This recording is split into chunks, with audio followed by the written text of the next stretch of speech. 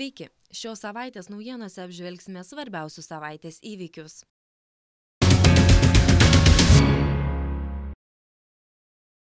Vienose miestuose šiluma pastaruoju metu kiek pinga, o kituose tik brangsta. Šildymo kainų skirtumas per pastaruosius metus skirtingose Lietuvos vietovėse dar labiau padidėjo. Šilumininkai įspėjo, jog artėja brangiausias šildymo sezonas. Tačiau skųstis juo galės tikrai ne visi Lietuvos žmonės. Kai kurių miestų gyventojai šią žiemą mokės net mažiau nei pernai ar užpernai. Užtat kitur kainos įkopė į rekordinės aukštumas. Tai tikras fenomenas. Biokuras dar labiau atpigo, tad ir šilumos kainas galime sumažinti. Džiaugiasi Molėtų šilumos vadovas Juozas Kuliešius. Šio Aukštaitijos miesto gyventojams šilumos kilovatvalandė kainuoja 17 centų. Visai kitos nuotaikos Pakruojyje. Čia paskelbta 37,30 cento už kilovatvalandę kainą. Naujas Lietuvos rekordas. Pakruojo šilumos vadovas Jonas Bumelis guodėsi, jo kol kas nieko negali padaryti. Jų rankos surištos, viską lemia gamtinių dujų kaina. Deginant biokurą pagaminama tik 33% miestų reikalingos šilumos. Bumelis tikino, kad jau parengtas projektas pirkti naujus katilus. Valstybinės kainų ir energetikos kontrolės komisijos duomenimis per metus šiluma vidutiniškai pabrango 11,4%. Tačiau kai kuriuose miestuose per metus šiluma atpigo. Šilutės, Tauragės, Lazdijų, Raseinių ir kitų mažesnių miestų gyventojai šį šildymo sezoną turėtų mokėti net mažiau nei pernai. Pigesnė šiluma bus ir Šiauliuose. Artimiausių metų šiluma turėtų pigti ir panevėžiečiams. Kituose miestuose šiluma per metus pabrango akivaizdžiai. Pavyzdžiui, Kaune ir Klaipėdoje kaina per metus ūgtelėjo 18%. Vilniuje beveik 10%.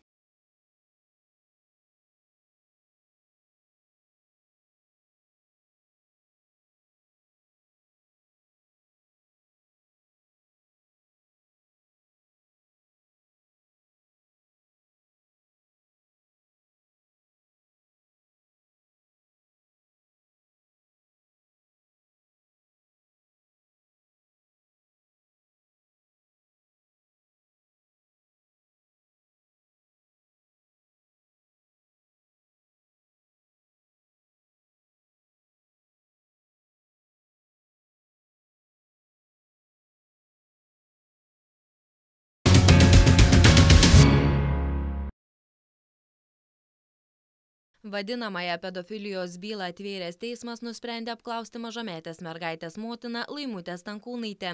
Ją kaukėti pareigūnai ketvirtadienį atvežė į Vilniaus miesto antrąjį apylinkės teismą. Apie suplanuotą svarbios liudytojos apklausą iš anksto nebuvo pranešta.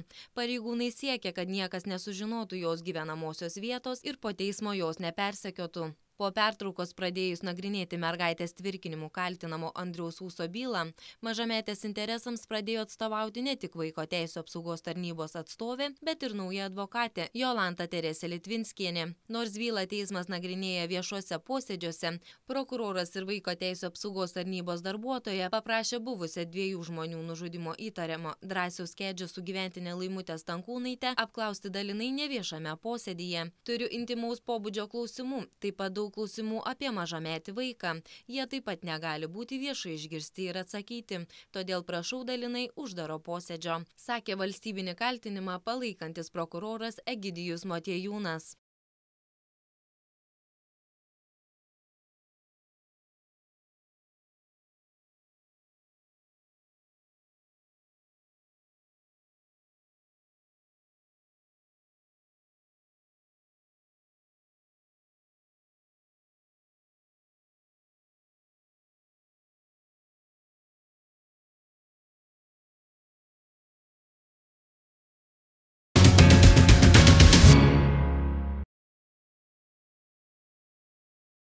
Vilniaus tarybai nutarus grąžinti senąsias vienkartinių viešojo transporto bilietų kainas, sostinės gyventojai jomis pasidžiaugti kol kas negali. Senosios kainos grįžti kitą savaitę.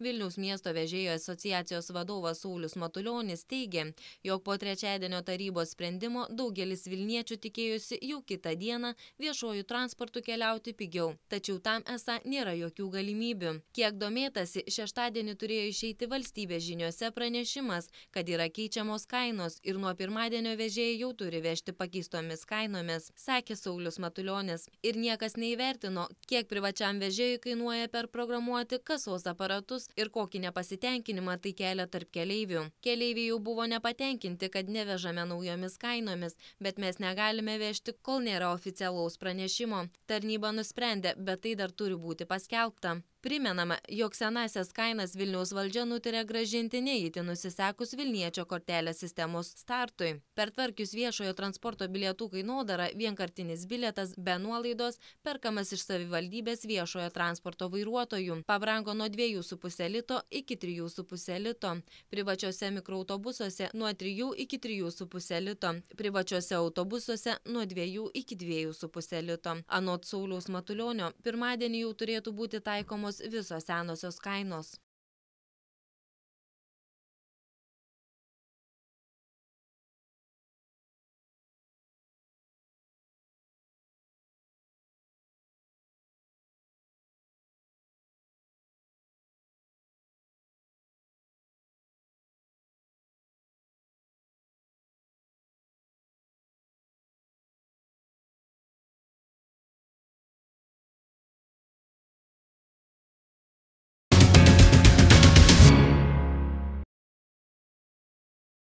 Kėdainių rajono apylinkės teismas antradienį skyrė kardomąją priemonę 3 žmogžudystėmis įtariamajam Vitalijui Zakinui. 26 metų Margininko kaimo gyventojas suimtas 3 mėnesiams. Kėdainių rajone esančiame kaime gyvenęs medkirtys įtariamas sekmadienio vakarą nužudęs 2 brolius ir 19 metų merginą. Pirminiais duomenimis Zakinas sekmadienio vakarą Margininkų kaimo sodyboje girtavo kartu su 2 broliais Vidu Petrausku ir Andriumi Petrausku, o vėliau dėl kol kas nežinomų priežasčių juos subadė. Įtariama, kad nužudęs 2 žmonės Zakinas nuėjo pas kitame namo gale gyvenančią Deimantę Staniulytę, kuri taip pat tapo užpuoliko auka. Kai atvyko pareigūnai, Staniulytė jau buvo negyva. Ji mirė nuo dūrių peiliu į kaklą ir krūtinę. Kriminalistai mano, kad žudikas kėsinosi jauną moterį išžaginti, nes nuplėšė drabužius nuo apatinės kūno dalies. Kėdainiškė pasipriešino, todėl įsiutęs užpuolikas ją subadė peiliu. Tuo metu mažamečiai vaikai miegojo gretimame kambaryje. Vėliau juos paėmė seneliai. Policija žmogžudystėmis įtariamą vyrą sulaikė jo paties namuose.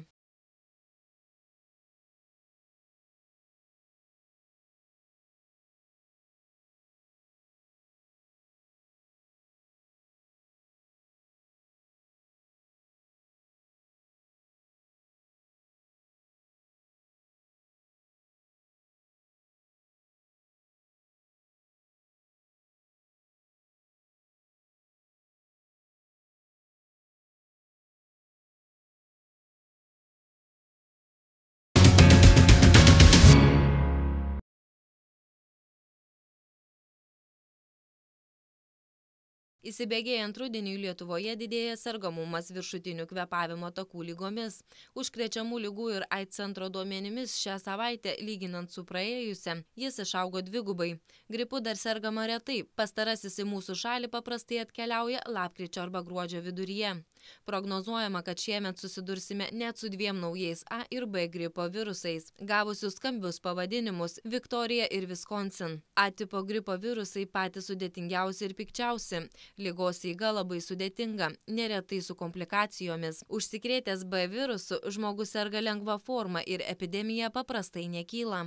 C virusas dar mažiau pavojingas. Kaip teigia Užkrečiamų ligų ir AIDS centro skyriaus vedėja Daiva Razmuvienė, Pasaulio sveikatos organizacija, stebėdama sergamumą gripų pietų pusrutulyje, kuriame dėl sezono skirtumo jis ateina anksčiau, prognozuoja, koks gripas ateinantį žiemos sezoną cirkuliuos šiaurės pusrutulyje. Pagal šias rekomendacijas kuriamos ir vakcinos nuo gripo. Šiuo metu vakcinoje bus apsauga nuo 2 naujų gripo virusų tipų. Taip pat vakcinoje vis dar bus apsauga nuo 2009 metų pandemijos sukėlusio vadinamojo kiaulių gripo, kuris pernai jau buvo tapęs sezoniniu.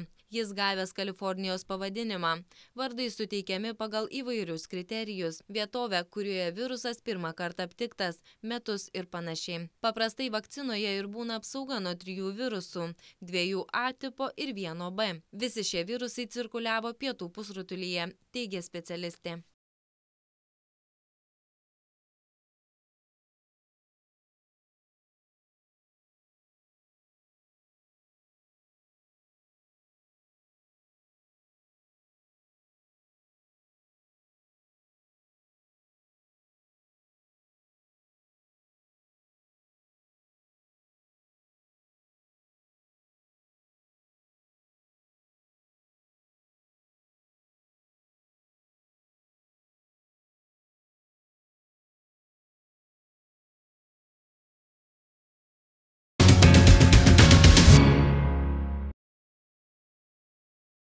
Sėkmės rinkimuose atveju darbo partijos pirmininkas Viktoras Uspaskichas žada minimalią mėnesio algą kelti iki 1500 litų jau pirmųjų valdymo metų vasarą arba metų pabaigoje. Priešingų atveju jis teigia atsisakysęs darbo partijos pirmininko posto. Tuo tarpu konservatorių atstovas buvęs ūkio ministras Dainius Kreivys sako, jog minimali mėnesio alga gali kilti ne daugiau nei 50–60 litų per metus, mat kitaip išaugs nedarbas, įsisiūbuos infliacija, kils kainos. Kad bet koks minimalios mėnesinės algos didinimas privalo būti susijęs su realiu darbo našumo augimu. Kitaip tokie beatodairiški sprendimai anot jo sukeltų kainų augimą. Eksportuojančios įmonių prekės taptų nebekonkurencingos užsienio rinkose, o to pasekmė augantis nedarbas. Manau, kad šitas skaičius yra netgi labai pavojingas mūsų ekonomikai.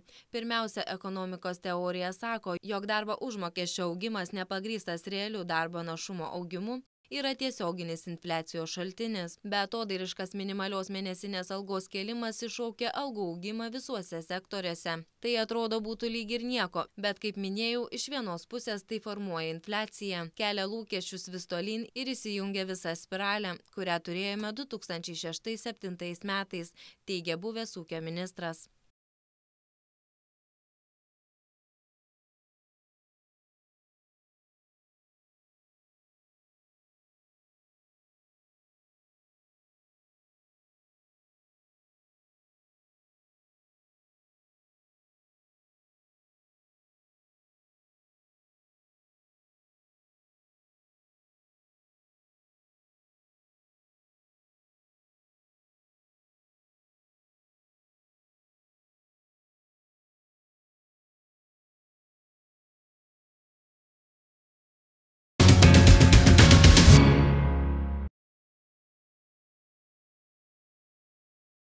Darbą Lietuvoje baigianti Jungtinių valstijų ambasadorė paragino Lietuvą padidinti gynybai skiriamas išlaidas, nes dabartinis finansavimas silpnina esamą saugumo parengties lygį. Lietuva šiemet krašto apsaugai skiria 0,79% bendrojo vidaus produkto, nors NATO šalys yra įsipareigojusios siekti 2% rodiklio.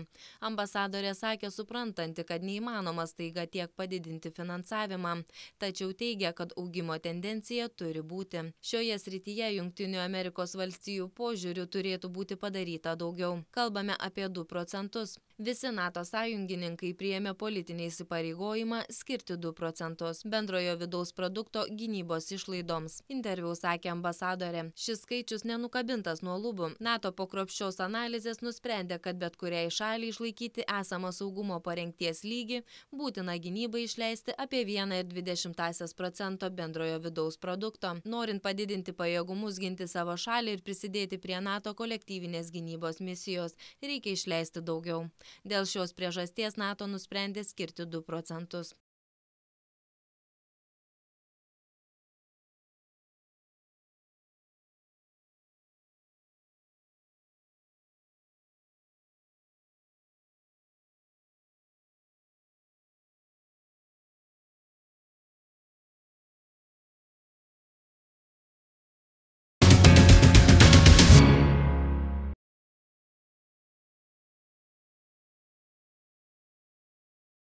Pieno produktai, duonos gaminiai ir saldumynai – prekės, ant kurių dažnas pirkėjas ieško lietuviškų pavadinimų. Tai daryti skatina ne tik patriotiškumas, bet ir noras ragauti šviežią vos už kelių dešimčių ar 100 kilometrų pagamintą produktą. Lietuvišką pavadinimą turintis gaminys dar nenurodo jo kilmės šalies. Etiketės patyrinėjus labiau matyti, kad net ir gerai Lietuvoje žinomi gamintojai šiuos kartais veža iš kaimyninių šalių. Norint pirkti lietuvišką produkciją, verta žiūrėti ne tik į pavadinimus, bet ir į etiketes. Ten nurodyta produkto kilmės šalis gali nustebinti ne vieną. Nors ant prekės pakuotės ir puikuojasi gerai žinomas lietuviškas pavadinimas, jis nereiškia, kad produktas taip pat gamintas Lietuvoje. Jis į parduotuvę gali būti atkeliavęs ir iš Vokietijos, Estijos, Latvijos, Lenkijos ar net Ispanijos. Pasitaiko atveju, kai kilmės šalis apskritai išlieka paslaptyje. Tai yra nurodyta, kad produktas pagamintas Europos Sąjungoje. Nors didžioji dalis vieno gamintojo siūlomo asortimento ir gali būti gamintas gaminama Lietuvoje, atidžiai reikėtų apžiūrėti visas etiketes. Iš kitos šalies gali būti atkeliavęs tik vienas produktas ar keli gaminiai. Pasidomėjus, iš kur į Lietuvą vežami po lietuviškais pavadinimais pasislėpę užsienyje gaminti produktai ir pasiteiravus gamintojų, kodėl šie nusprendė produktus gaminti kitoje šalyje, pasak specialistų, tai papildoma rinkodaros priemonė, padedanti produktą labiau išpopuliarinti tarp pirkėjų.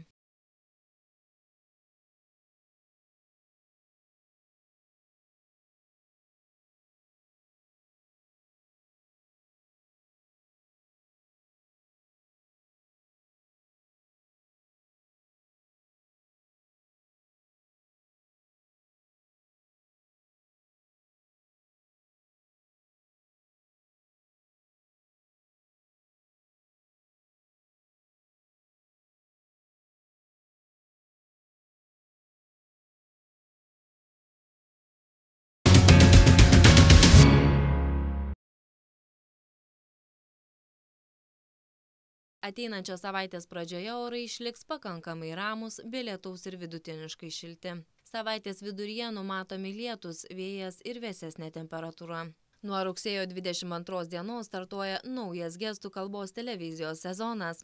Galėsite išvysti atsinaujinusias savaitės naujienas. Būsime įdomesni, gražesni, linksmesni. Gražios savaitės.